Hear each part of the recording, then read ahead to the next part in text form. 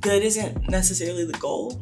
And sometimes we make it like that is my goal. Like, if I'm a healthy person if I feel good. Right. When I feel like you're actually a healthy person if you feel current. Like, if the current of your emotions is continuing to pass and you're able to live and breathe and feel everything, and you're not numb and you're not coping with anything just to feel good. You're not avoiding anything just to feel good, but you're able to feel like the way Jesus did, which was like the highs and the lows and anger and sadness and joy and community. Like, it's way more beautiful to live honest than it is just to be good. Yo, what's good? This is Mo Mowry. I'm Tavior Mowry. I'm Sandy Mowry. And we're the Mowrys. So, what's good? What is good? That is the question. I'm good. I'm good. Being good is a fluctuating thing. We were talking about that at the band today. What were y'all talking about? That good means so many different things now than it did when we were a kid. Because we were all kind of processing like where everybody is in their life, and then we'd be like, I'm good, and then go into some like heavier things or things we've been processing and learning that it didn't negate like what we were, it didn't negate that we were good, but there is a lot of information that almost made you feel like, so are you good? Facts. But like both can't exist. Absolutely. But when you were a kid, it was like, I'm good, I got ice cream today. You know, I'm good, I went to the park. Like it was always followed by something good, like happy. Yeah. Where now as adults it's like, I'm good could mean so many things, but it's like kind of a choice. Dang. So like what do you feel constitutes, like what's the tipping point? You know what I'm saying? Between I'm bad? Yeah. Cause like, let's be honest, like as adults, there's never a time where every single thing is good. Because that's not life. You know what I'm saying? Life doesn't work like that. I think it's less about a tipping point and more about whatever emotion is most present, right? That you're in that moment. And then therefore, like, if you process it or not. Okay. You know what I'm saying? Okay, so like you can be experiencing a negative situation, also experience a negative emotion from that situation, but since you process that emotion, now that thing that like sucks, it's okay. It just doesn't rule how you are. Right. It's not the thing that is determining if you're good or bad. It is a factor in your good world. Right. You know what I mean? But that doesn't mean the thing is now good. Right. The thing is still bad. That sounds like perspective to me though. Yeah. Posture maybe too. Yeah. I would think. Yeah. Well, also like I feel like posture influences perspective. Yeah. It's like if my posture's like this, like I'm always gonna be looking down. But if I'm like up straight, like I'm seeing things for what they are. That's dope. Yeah. I think like I want to talk more about that. I think that's a very interesting concept to be experiencing two different things at the same time, but then still seeing like the goodness of it. Yeah. There's like two sides to everything, right? Yeah. Like there's two sides to like a piece of bread, a coin, a piece of paper, two sides to our bodies. Like there's two sides to everything. So I think it would be impossible for anything to just be good or bad. But it's like, well, what side do I want to look at this thing? Yeah. And how do you get to good and bad emotionally? Like, emotions happen to us. Right. We don't have any control about how we feel. Right. You know? But we do have responsibility in processing it so that we can get back to joy. So I feel like, you know, if you got bad news and you feel bad, that doesn't mean like, dang, I'm taking this posture, I'm taking this perspective. Right. But like how long, but emotions are meant to move through us, and like they are telling us something that's going on, telling us something that we care about, telling us something that we hoped would be different, or telling us something that we're glad isn't different, you know? But they never were meant to be truth. Mom always says, don't let your emotions dictate to you what truth is. And so they're meant to be informers around something happening inside of you, not the truth around what is happening like in your entire world. So I think that there's like a balance between like being fake, you know what I mean? And I think in Christian culture, there is this like, oh, I'm good, brother. You know what I mean? Like, I'm blessed. And it's like, yeah, you are. You are. But like also. Yeah. And it's like not jumping to that, like, oh, I'm good because, so now I'm good. It's more so going like, I am human and I am made for these emotions and these emotions are telling me something that's happening. Yeah. So in the process, let's say this is the beginning and this is the end. Wherever I'm in the process, if you ask me if I'm good or not, it depends on what process I'm in. Right. But it doesn't mean that this process is now my world. Yeah. It just means that I'm kind of fluctuating between like not feeling that good or feeling great and then and everywhere in between. Yeah. But it's just like I think honesty will get us out of the way of trying to be good all the time. Because if you're honest all the time, you know that like good is an option, bad is an option, frustrated is an option, disappointed is an option, super joyful is an option, But if you're... Wait, what do you mean by being honest? Being honest with yourself and then like with the emotion that maybe... Yeah. I think it's just like, what time is it? Is a valid question. Right now it's like, oh, okay, it's 9 something. Or in the morning, if you're headed to work and I'm like, babe, what time are you leaving? And you're like, 8:30. Like, sometimes I feel like with emotions can be just as factual as time. Okay. Where it's like, I'm asking you where you're at right now. That doesn't mean the time stops. Right. And you're just there forever. It just means you're giving me an updated overview of like how you're feeling in that moment. So if you say, how are you feeling right now? And I'm like, sorry, you caught me in a moment. Like, I'm feeling sad. I was thinking about such and such. That doesn't mean now I'm a sad person. Right. Or like, how are you feeling? And I'm like, I'm feeling good. That doesn't, and I think too, good isn't necessarily the goal. And sometimes you make it like, that is my goal. Like, if I'm a healthy person if I feel good. Right. When I feel like you're actually a healthy person if you feel current. Like, if the current of your emotions is continuing to pass and you're able to live and breathe and feel everything and you're not numb and you're not coping with anything just to feel good. You're not avoiding anything just to feel good, but you're able to feel like the way Jesus did, which was like the highs and the lows and anger and sadness and joy and community. Like, it's way more beautiful to live honest than it is just to be good. Yeah, I think sometimes, like, in the past, I've used, like, my faith as, like, how can I phrase this? I've used it in a way of, like, kind of, like, callousing the opportunity to experience emotion. And, like, we've spoken about it, like, when, Jesus pulled up on Lazarus and he like was crying. And it's like, he knew full well, like, oh, he's about to spin the block and come back. You know what I'm saying? But at the same time, just like, yo, I'm sad. So like, I'm gonna cry, you know what I'm saying? And I'm gonna mourn with those who are mourning. But also like, my homie's gone. Like, even though he's coming back. Yeah, it's like how, like, fully human. Yeah, even though he's coming back, I'm still sad. And like, I think for me, sometimes knowing like the joy of the Lord is my strength. And like it is like absolutely. But like when that starts to become the thing for why I can't feel an emotion, I think like I'm gridlocking myself again. That's preventing me from actually experiencing that joy. Instead of just saying it. Because like I feel a lot of times like people can say things, people can like know things, but like there's a difference between saying something, knowing something, and actually doing that thing. I think the difference is belief in between there. What do you like, mean? Do I believe that if I feel this emotion, I'll come out on the other side? Do I actually believe if I let myself feel sad, that the sadness will kill me? Or do I believe that, like, I know that it's going to pass through me? So because I believe in the way that the Lord has set up emotions, I know that there is another emotion on the other side and it's just going to keep going. Or do I believe that I'm going to get stuck here? And if I feel it, I don't want anything to do with that because I'm trying to get to there is this thing I learned about in sociology. I forget the term for it, but maybe I'll, like, look it up or whatever. But, like, it's essentially this...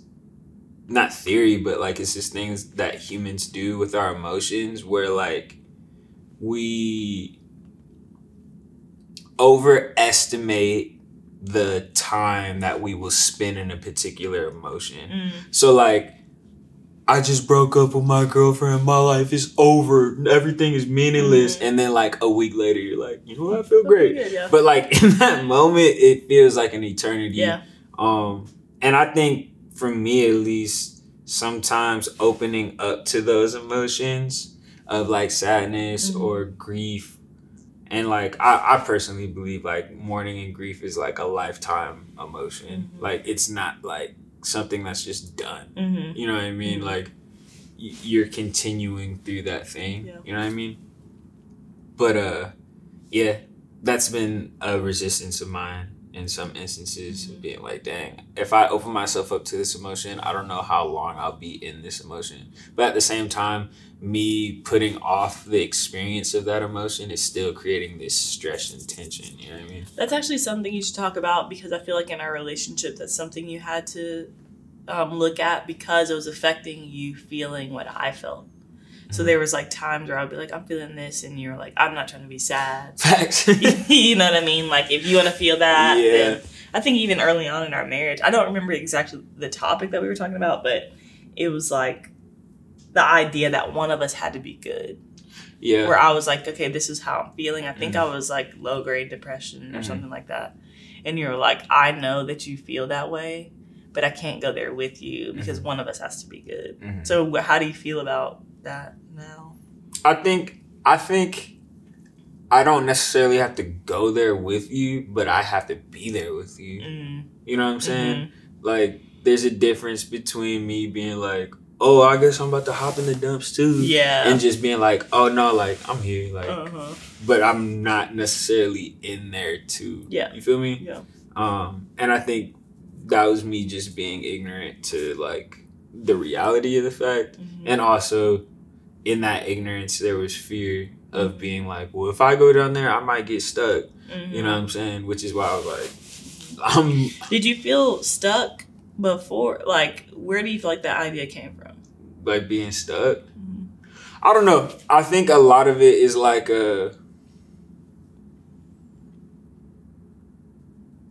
I would say that like emotions are contagious. Just like character is contagious. Everything is. Which is why music is so powerful. Yeah. Because whatever the artist puts in the song, they're like, okay, you know, Katy Perry, she's a great for a bop. I'll buy for a bop. She always do that. But then all this sad music right now, people are like really sad. Yeah.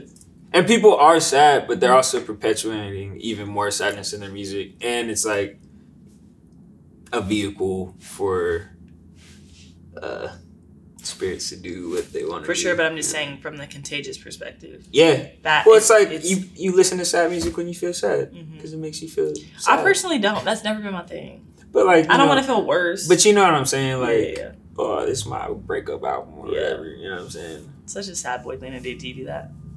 I don't break up with women anymore. No. Do you put on sad music? I put on sad music? Why would I put on breakup music and I'm not breaking up with nobody? Sad music when you're sad. I don't know if I put on like sad music when I'm sad. Like I was sad the other day. I definitely got some vibes. So you do have like a... Nah, it's not like I only listen to this when I'm not feeling some kind of way.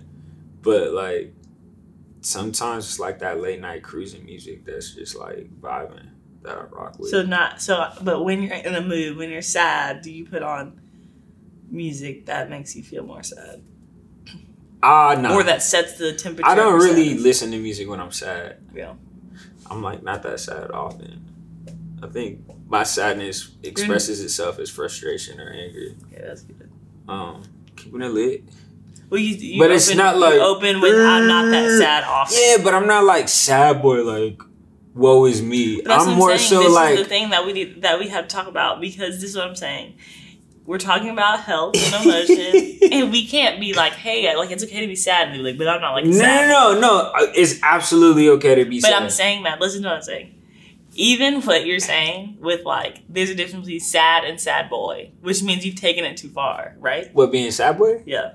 Nah, like there's some. Well, sad boy, that's like a thing. Like that's like even almost a genre of music. If you would. So when I say I'm not a sad boy, that's kind of what I mean. But like sad boy is like Eeyore energy. You know what I'm saying? Like I don't rock with that. Yeah.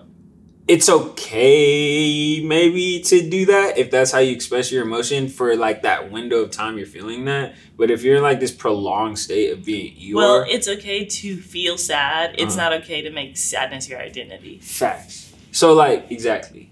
Exactly. Well, but like yeah. Like now you are the picture of sadness. Facts, because now like everything that like comes out of my mouth or your mouth is getting shot down, and it's like, bro, I cannot be around you if you're doing that. Bro. You know what I'm saying? Again, because it's contagious. Right. But also it's just not fun.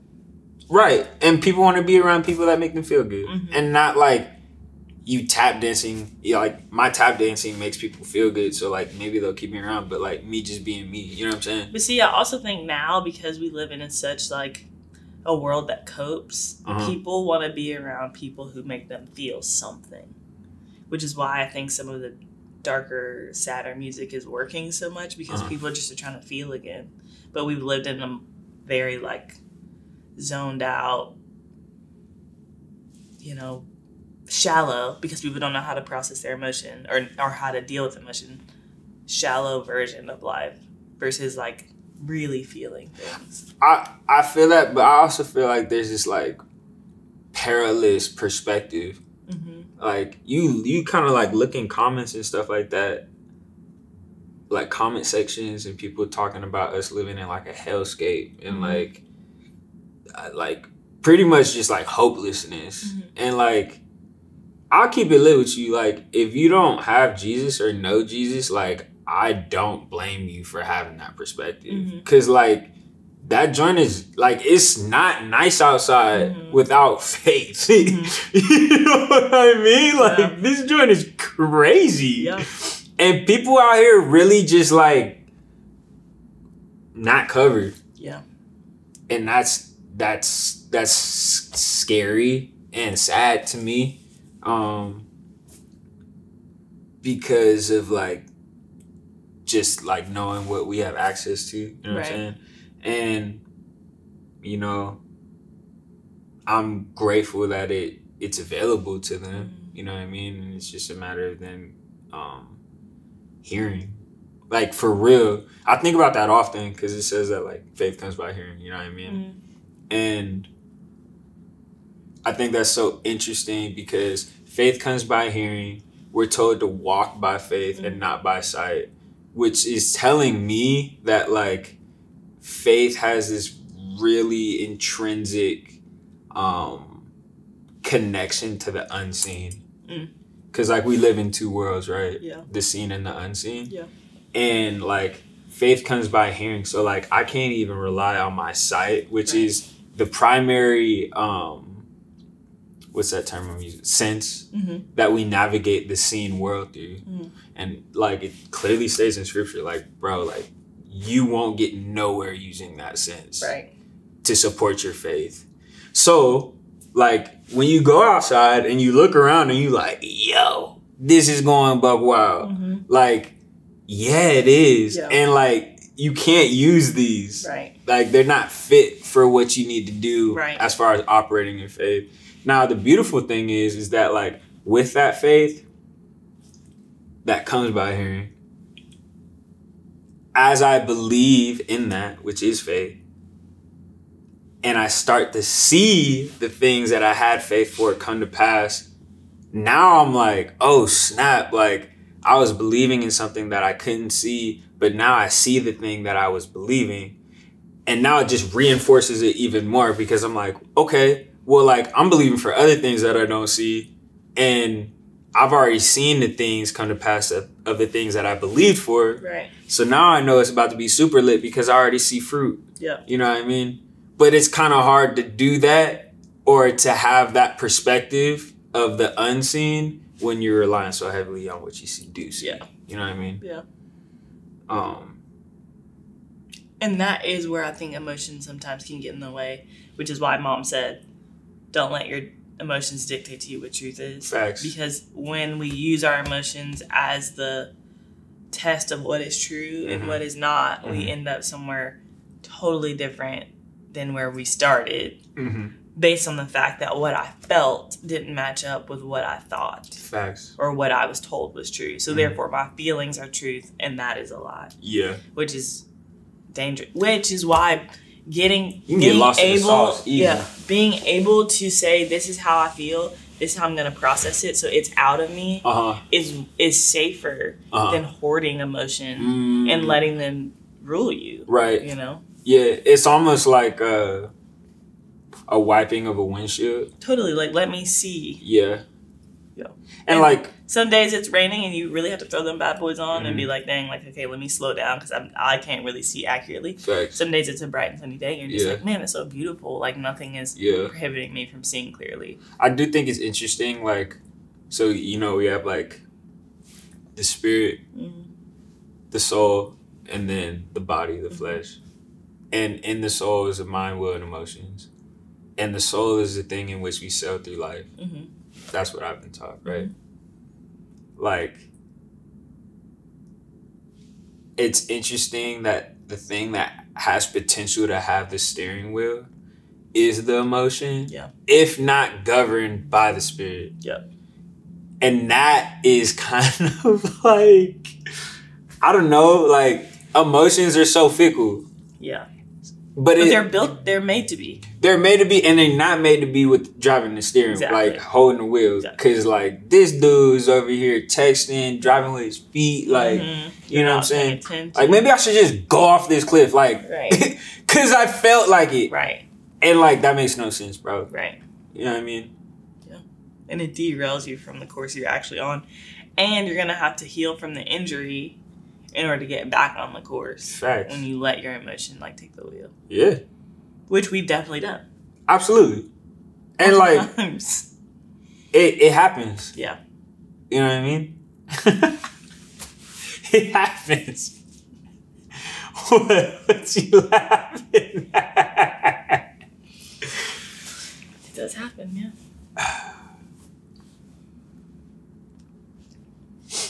I will say that I don't react as, like, I don't always react quickly, which is actually, like, has been a benefit. So where you have probably had more of a quicker response to your emotion, my struggle has been suppressing him. And what's the word I'm looking for? When you hold something inside, it is called, it's not suppressing, it is internalizing. Internalizing everything. So there's just this well of all these emotions you never talked about. On the outside, I look pretty poised, pretty, like, put together, you know what I mean? You look pretty what? Sorry. Like, nothing really bothers her. She's pretty chill, you know what I mean? But it's the internal battle where you have to be careful with emotion, because that can be just as dangerous, if not more dangerous, than wearing your emotions on your sleeve. Because nobody else can see it. Okay, I want to talk about that because, like, there's wisdom in, like, not wearing your emotions on your sleeve. And then there's wisdom also in not doing what you just said. So, like, what's the... But in both exchanges, I think the cost is, like, forfeiting the actual issue when you operate in emotion. Not when you feel emotion, but when you choose it as your reality and then operate in it. And so internally for me, when I internalize things, I'm saying nobody will know, but this is my actual reality. Nobody will know because I'm supposed to be this kind of a person, but this is how I actually feel. And when you, like, digest that kind of a seed, it will bring fruit in your life and change your perspective into everything. So now, like, a situation can't be a situation. It's either, like, the evidence of why my reality is true, or, like, if I'm always like, nobody will like me. I felt rejected by this person. So instead of processing that emotion, I took it in as rejection. I feel rejected. I am rejected. 5 years down the line, because I never processed this, I go to a job interview. They say, like, thank you so much. Like, we actually decided to go a different route. I knew it. I am rejected. Because my reality is now seen through this unprocessed emotion. Then I start dating somebody and they break up with me. And like, I don't know, it just didn't work out. I knew it. I am rejected. So instead of these being isolated incidents, like, dang, I wonder what happened with the job. Dang, I wonder what happened with this relationship. It's now all evidence that I am this rejected, lowly person because I've made that internalized feeling my external reality. Versus the person who's like maybe, more theatrical with their emotion. And it's just like, I feel down, I feel up, whatever it is. Like, I think there is a different opportunity to at least be challenged, in your community by like, hey, what you're feeling right now isn't right, when you are honest enough to say it out loud, versus when you just have these little narratives that you like digest and be like, I guess that's the truth, What you're feeling right now isn't right? Or maybe the way, like, so you're saying you can feel something wrong? No, what did I say? What you're feeling isn't right. What I believe, what I decided was truth because of what I felt isn't always right. I feel that. Yeah. That makes sense. Kind of like what you're interpreting. Your interpretation was wrong. Yeah, it's like feelings were never meant to be our reality. Right. They didn't tell us what is true. They tell us what is happening. So, like, it's giving you, more information about what's happening in your world, not saying this is the world. Right. So when I make that feeling, I felt rejected. Now my world, I am rejected. No one likes me. I can't get a job. I can't keep a relationship. See, I am rejected. That feeling that was supposed to tell you, like, dang, okay, you valued something so much to the point when that person walked away or something, that it left you feeling a certain way. Like, oh, okay, like, I understand.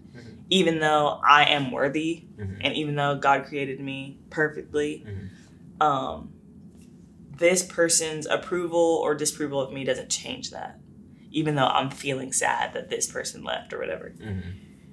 Versus processing that whole thing, just being like, see, I'm rejected. That is what starts to like distort reality, I think. And that was my issue with maybe not rejection specifically, but just with internalizing stuff and never saying it. So whereas I was drawing the comparison of like, whereas somebody more expressive is you with your emotion, where you might be able to be like more loud, we probably feel similarly. I just take a different posture. Which, like you were saying earlier, looking down isn't any better than looking up. We're still missing what's in front of us, right. Yeah, that makes sense.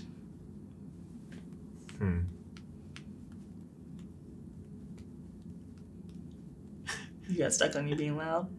No, I just thought it was funny. Oh. But like, I am expressive. I do express emotion, but I can also be just like very stone-faced with it. I agree. Okay. That's not... Yeah, okay. What? You're not... That's not because you like... That's because you're feeling out of 10, I'm feeling out of 10. Your feelings are out of 10. Oh, like upset or something like that? Yeah. Or just like you shut down. I don't know if it's always anger, but it's something big. So you're like, okay, I'm shutting down. Yeah, that's real. That's a defense mechanism. Yeah. Emotions, man. They be going crazy. What you laughing? You.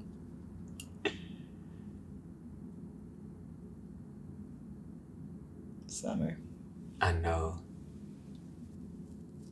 I hope the mosquitoes don't be up in here. I know. I just gotta fix that situation.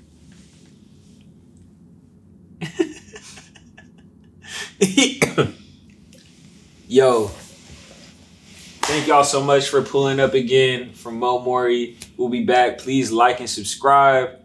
And peace until next time. Later.